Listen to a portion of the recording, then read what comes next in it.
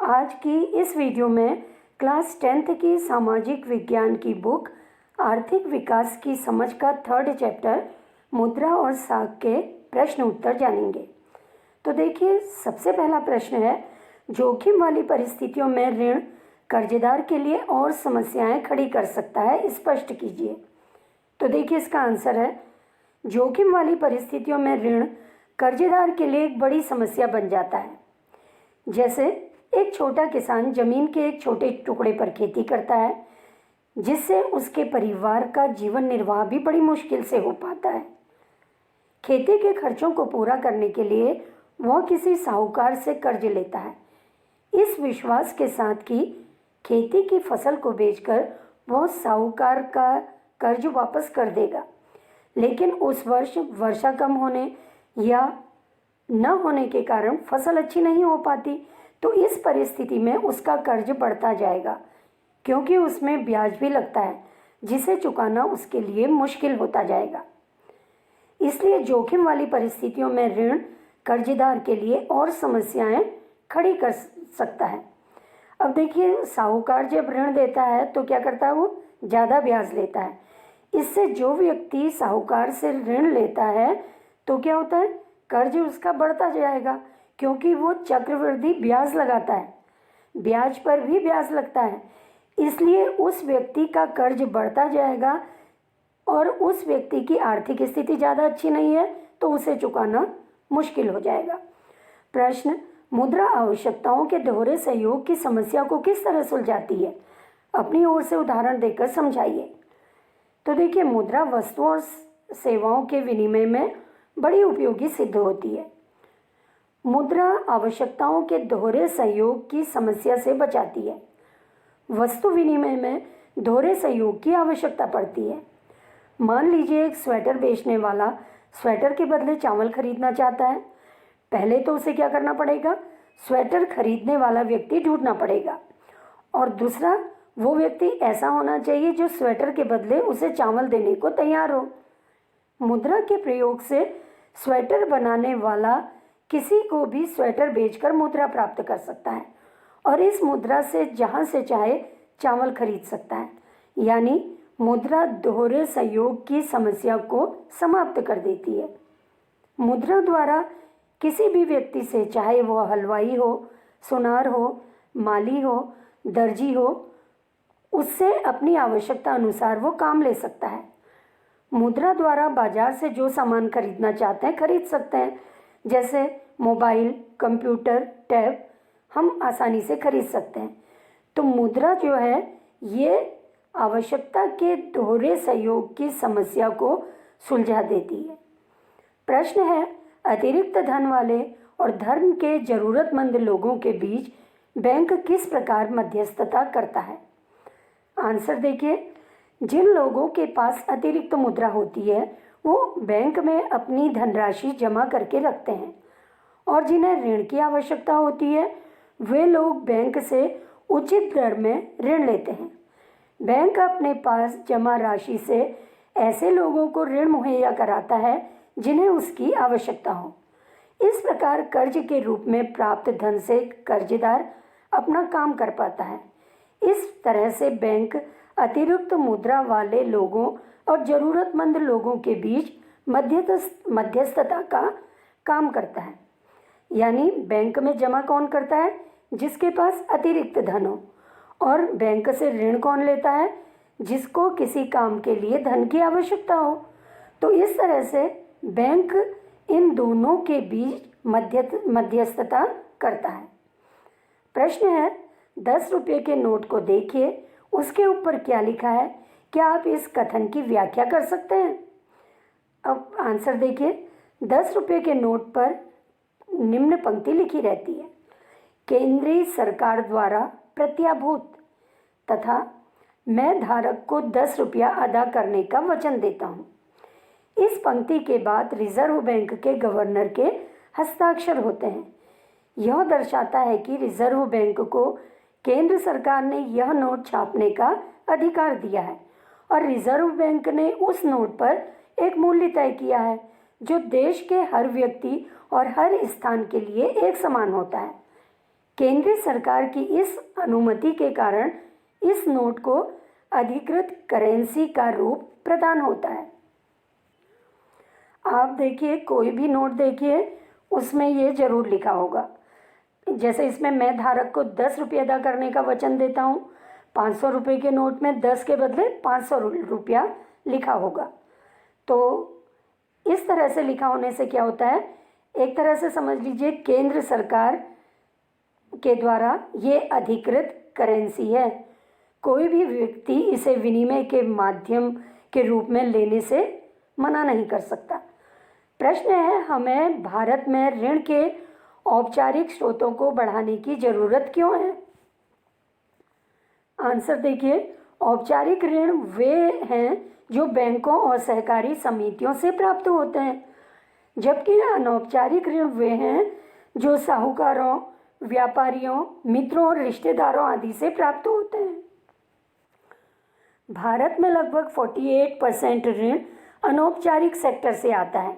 कई निर्धन लोग ऐसे हैं जिनकी पहुंच ऋण के औपचारिक सेक्टर तक नहीं है। ऐसे लोग महाजन साहूकार के चक्कर में पड़ जाते हैं। ये लोग उच्च ब्याज दर पर ऋण लेते हैं। ऐसे लोगों को गरीबी के कुचक्र से निकालने के लिए उन तक ऋण के औपचारिक स्रोतों को पहुंचाना जरूरी है। इससे गांवों और दूर दराज के इलाकों में सामाजिक और आर्थिक स्थिति सुधारने में मदद मिलेगी और इस तरह से निर्धन व्यक्ति गरीबी के कुचक्र से बाहर निकल सकता है। तो ये औपचारिक ऋण या जो औपचारिक ऋण देने वाली संस्थाएं हैं, ये ग्रामीण इलाकों में खोली जानी चाहिए। प्रश्न है, गरीबों के लिए स्वयं सहायता समूहों के संगठन के पीछे का मूल विचार क्या है? अपने शब्दों में व्याख्या कीजिए। आंसर है, स्वयं सहायता समूहों का गठन ऐसे गरीबों के लिए किया जाता है जिनकी पहुंच ऋण के औपचारिक स्रोतों तक नहीं होती। यह समूह विशेषकर महिलाओं के लिए बहुत हितकारी होते हैं। कई ऐसे कारण हैं जिनसे ऐसे लोगों को औपचारिक स्रोतों से ऋण नहीं मिल पाता है। जागरूकता के अभाव से उनकी समस्या और बढ़ जाती है।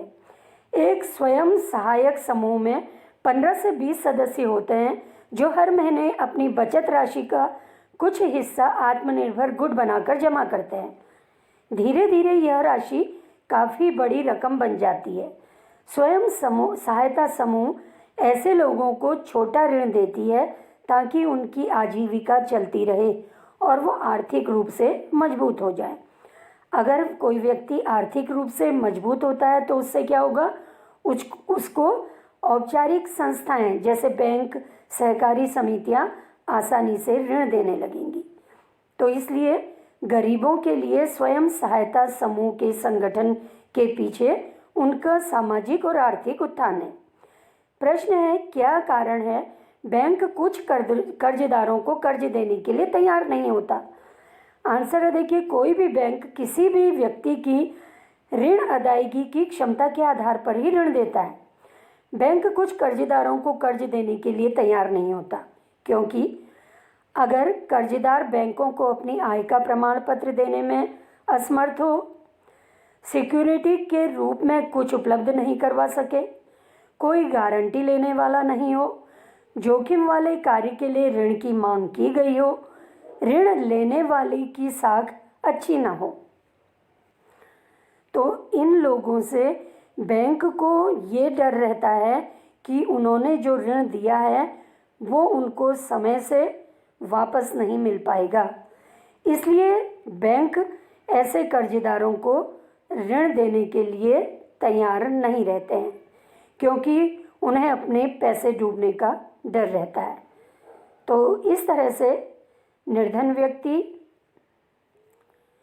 क्योंकि अपनी आय का प्रमाण नहीं दे पाता, कोई गारंटी लेने वाले को नहीं ला पाता वो, और क्योंकि वो जोखिम के लिए अधिकतर ऋण लेता है, इसलिए बैंक जो है उन व्यक्तियों को ऋण देने के लिए तैयार नहीं होता। प्रश्न है, भारतीय रिजर्व बैंक अन्य बैंकों की गतिविधियों पर किस तरह नज़र रखता है? ये जरूरी क्यों है? देखिए, भारतीय रिजर्व बैंक भारत का केंद्रीय बैंक है। इसे बैंकों का बैंक भी कहते हैं। यह भारत के बैंकिंग सेक्टर के लिए नीति निर्धारण का काम करता है और ऋणों के औपचारिक स्रोतों की कार्यप्रणाली पर नज़र रखता है। बैंक किसी भी अर्थव्यवस्था पर गहरा असर डालते हैं, इसलिए रिजर्व बैंक बैंकिंग सेक्टर के लिए सही नियम और कानून बनाता है। रिजर्व बैंक निम्नलिखित तरीके से बैंकों पर नज़र रखता है। पहला, प्रत्येक बैंक ने न्यूनतम नकद कोष अपने पास रखा है या नहीं। दूसरा, ऋण देने में भेदभाव तो नहीं हो रहा है। तीसरा, ऋण की दर क्या है ताकि किसी के साथ कोई अन्याय न हो। तो इस तरह से भारतीय रिजर्व बैंक या रिजर्व बैंक ऑफ इंडिया, जो कि भारत का रिजर्व बैंक है, वो बैंकों की गतिविधियों पर नज़र रखता है जिससे कि किसी भी व्यक्ति के साथ भेदभाव न हो।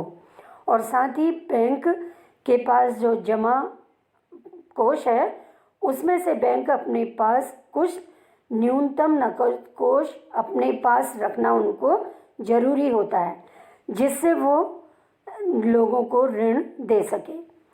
विकास में ऋण की भूमिका का विश्लेषण कीजिए। अब देखिए, ऋण की क्या भूमिका है विकास में। किसी भी देश के विकास में ऋण की अहम भूमिका होती है। दूसरा, व्यवसायों को आगे बढ़ाने के लिए ऋण की आवश्यकता पड़ती है।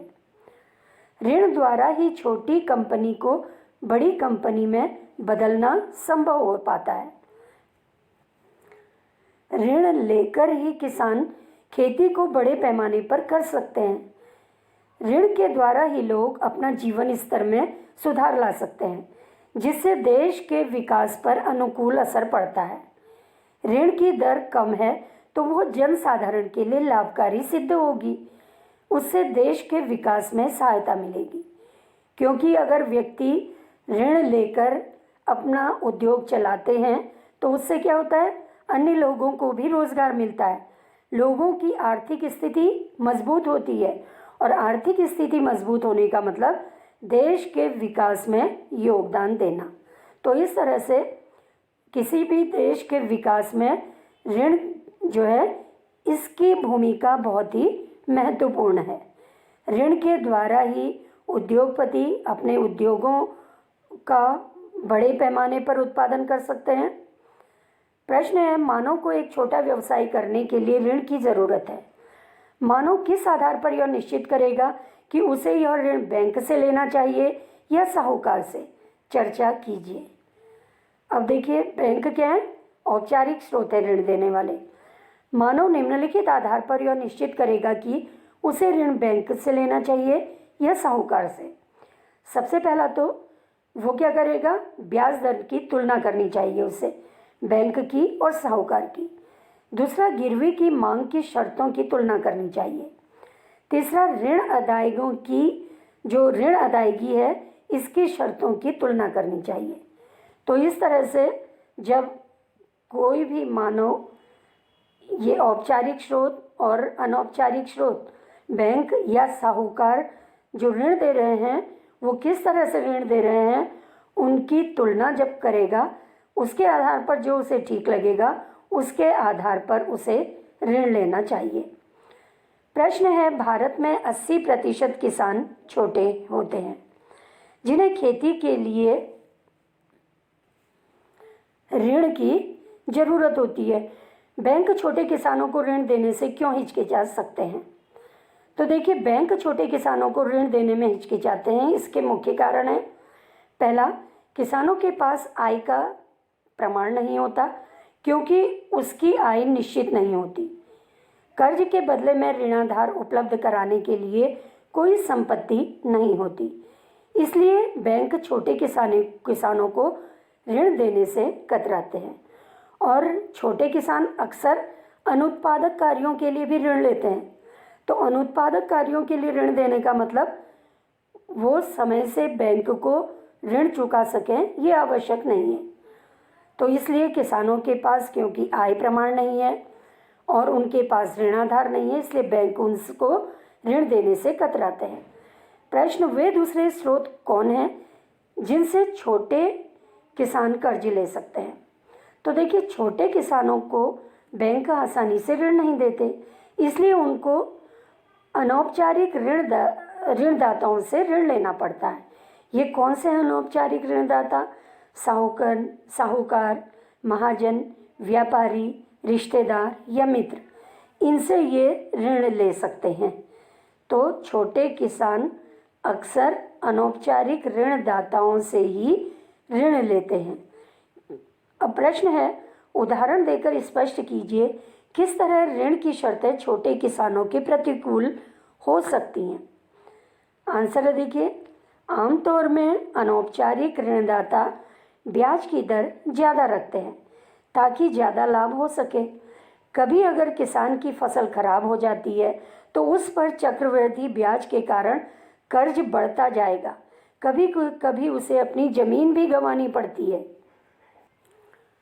और औपचारिक स्रोतों से ऋण लेने के लिए छोटे किसानों के पास ऋणाधार नहीं होता, इसलिए उनको वहाँ से ऋण आसानी से उपलब्ध नहीं हो पाता है। तो छोटे किसानों के लिए ये प्रतिकूल स्थिति हो जाती है जब साहूकार उसको जो ब्याज दे रहा है उस पर चक्रवृद्धि ब्याज लगाता है, जिससे कर्ज का बोझ उस पर बढ़ता जाता है। सुझाव दीजिए कि किस तरह छोटे किसानों को सस्ता ऋण उपलब्ध कराया जा सके।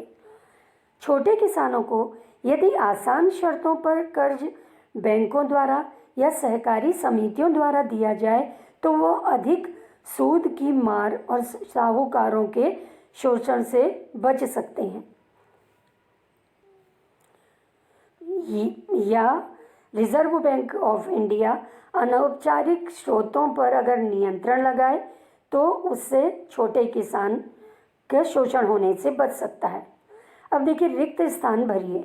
यहाँ पे कुछ सेंटेंस दिए हैं, खाली जगह है, इनको भरना है। तो देखिए, पहला है, इसमें भरना है यहाँ पे, परिवारों की ऋण की अधिकांश ज़रूरतें अनौपचारिक स्रोतों से पूरी होती है। किसकी? निर्धन परिवारों की, गरीबों की। अब है, ऋण की लागत ऋण का बोझ बढ़ाती है। अब क्या है? अधिक ऋण की लागत, अगर ब्याज बढ़ता जाएगा तो क्या होगा? ऋण का बोझ व्यक्ति पर बढ़ता जाएगा। अब एक केंद्रीय बैंक केंद्रीय सरकार की ओर से करेंसी नोट जारी करता है, जैसे भारत में reserve bank of India. Bank जमा दर पर देने वाले ब्याज से ऋण पर अधिक ब्याज लेते हैं। अगला है, जमीन का टुकड़ा संपत्ति है जिसकी मलकियत कर्जदार के पास है, जिसे वह ऋण लेने के लिए गारंटी के रूप में इस्तेमाल करता है जब तक ऋण चुकता नहीं हो जाता।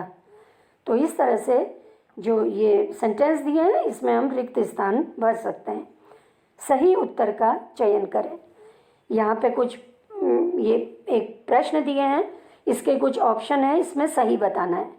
स्वयं सहायता समूह में बचत और ऋण संबंधित अधिकतर निर्णय लिए जाते हैं बैंक द्वारा, सदस्यों द्वारा, गैर सरकारी संस्था द्वारा।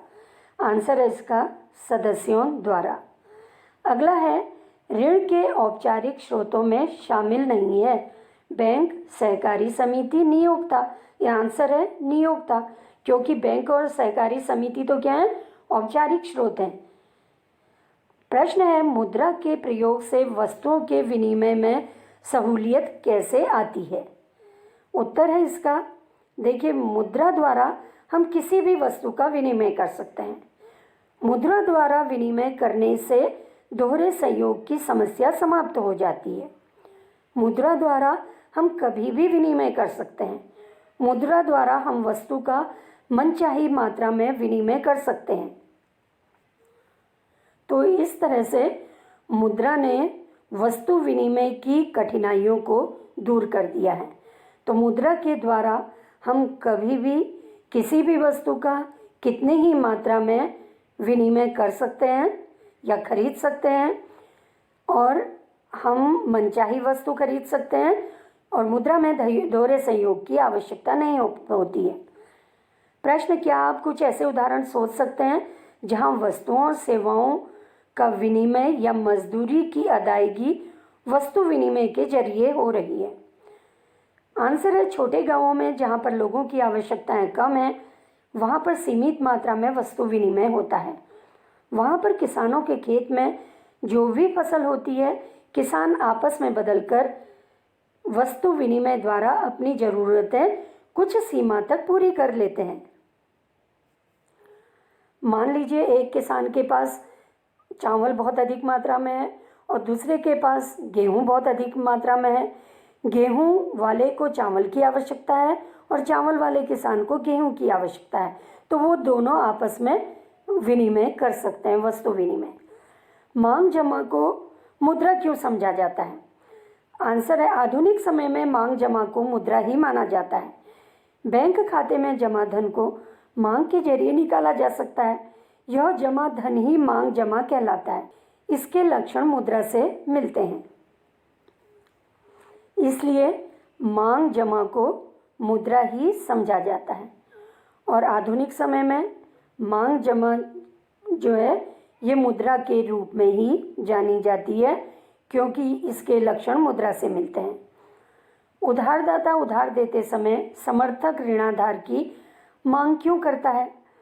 देखिए, उधारदाता उधार देते समय समर्थक ऋणाधार की मांग करता है, क्योंकि इससे ऋण की वापसी सुनिश्चित हो जाती है। अगर किसी किसान ने ऋणाधार के रूप में अपनी कुछ संपत्ति बैंक के पास रखी है, तो वो अपनी संपत्ति को वापस लेने के लिए क्या करेगा? अधिक मेहनत करेगा और समय से ऋण की वापसी करने की कोशिश करेगा। हमारे देश की एक बहुत बड़ी आबादी निर्धन है। क्या यह उनके कर्ज लेने की क्षमता को प्रभावित करती है? तो देखिए, हमारे देश की एक बहुत बड़ी आबादी निर्धन है, जिससे उनके कर्ज लेने की क्षमता प्रभावित होती है। निर्धन व्यक्ति समर्थक, ऋणाधार तथा कागजात के अभाव में ऋण पाने से वंचित रह जाता है।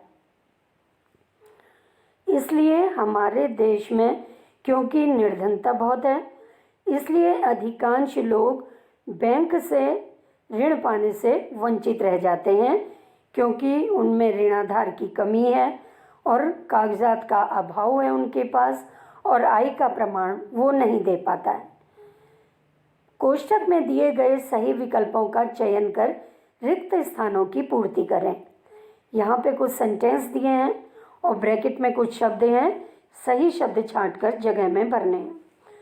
ऋण लेते समय कर्जदार आसान ऋण शर्तों को देखता है। इसका अर्थ है कि क्या है आसान ऋण शर्त का मतलब?